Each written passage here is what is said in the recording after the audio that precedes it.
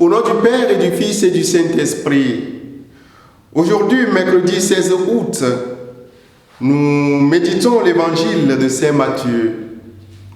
En ce temps-là, Jésus disait à ses disciples, « Si ton frère a commis un péché contre toi, va lui faire des reproches seul à seul.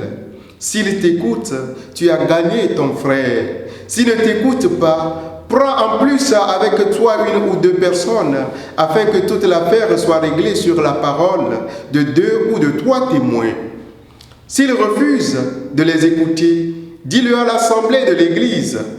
S'il refuse encore d'écouter l'Église, considère-le comme un païen et un publicain. Amen, je vous le dis. Tout ce que vous aurez lié sur la terre sera lié dans le ciel. Et tout ce que vous aurez délié sur la terre sera délié dans le ciel. Et pareillement, Amen, je vous le dis. Si 2 d'entre vous sur la terre se mettent d'accord pour demander quoi que ce soit, ils l'obtiendront de mon Père qui est aux cieux. En effet, quand 2 ou 3 sont réunis à mon nom, je suis là au milieu d'eux. Acclamons la parole de Dieu. Louange à toi, Seigneur Jésus. Seigneur Esprit Saint, tu es la source du pardon. Tu es la source d'une vie commune. Donne-nous d'être en bon terme, en bonne relation avec nos frères pour ta plus grande gloire. Nous te le demandons, toi qui es Dieu, maintenant pour les siècles des siècles. Amen. Bien-aimés dans le Seigneur, loué soit Jésus-Christ. Nous souhaitons déjà une très belle profession à nos chers novices salésiens. Tout ce chapitre 18 est consacré au vivre ensemble. Et Matthieu connaît les difficultés que vit sa communauté. Il s'adresse à elle parce qu'elle est affrontée à un certain nombre de problèmes, de situations compliquées qui risquent de les diviser. La présence des petits qu'il ne faut pas mépriser, écraser par des exigences trop lourdes à porter. Les questions de tension de toutes sortes qui nécessitent un pardon toujours à renouveler.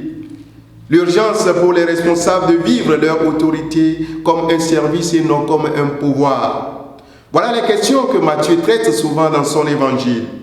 Matthieu est très sensible en effet au problème de l'exclusion, puisque son principal souci est de rassembler et de vivre en communion. Aussi propose-t-il une solution progressive en cas de conflit, un accord à l'amiable. C'est préférable dans un premier temps, mais ça ne marche pas toujours, frères et sœurs. Prendre 2 ou 3 personnes comme témoins, l'intervention de l'institution qu'est l'Église, qui a son propre tribunal.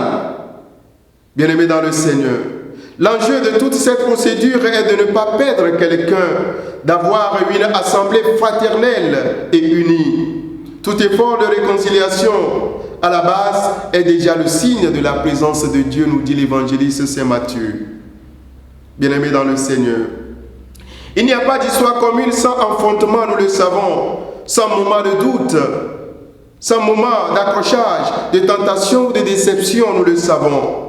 L'héritage familial, notre caractère, nos habitudes, nos façons de penser, de voir, notre état de santé, notre âge, ils sont pour beaucoup. Tout cela nous marque et a des conséquences et du poids sur notre vie de relation avec les autres. Ceux qui vivent en communauté le savent très bien. Pour qu'un groupe fonctionne, des règles sont à observer. Des conditions sont à remplir. Chacun ne peut pas faire seulement ce qu'il a envie de faire. On ne peut pas vivre comme bon nous semble. C'est vrai en famille, au sein de couple, dans une équipe ou une vie en mouvement. Il n'y a pas besoin de porter tout de suite des difficultés sur la place publique. On peut se parler simplement et franchement, d'homme à homme, mais cela ne suffit pas toujours, frères et sœurs. En cas de conflit qui dure, il faut faire appel à d'autres, à un ensemble, un médiateur, pour pouvoir discuter, dialoguer. De toute façon, il faut toujours éviter des règlements de compte, des règlements expéditifs, ainsi que les bouderies ou les silences qui n'en finissent point. Bien-aimé dans le Seigneur, si tu veux vivre dans l'harmonie, dans la paix, dans la sérénité, et c'est cette façon de faire dans la vie familiale, dans ta vie professionnelle, dans ta vie ecclésiale, dans ta vie communautaire et en société, et tu ne seras pas déçu. Que le Seigneur nous donne de vivre en bon terme avec nos frères. Ceux que nous gardons dans nos cœurs, ceux à qui nous refusons de pardonner, qu'il nous donne lui-même d'être ouverts pour avoir nous-mêmes la paix du cœur. Et que le Seigneur nous y aide, lui qui est Père, le Fils et le Saint-Esprit. Donne ta vie à Dieu.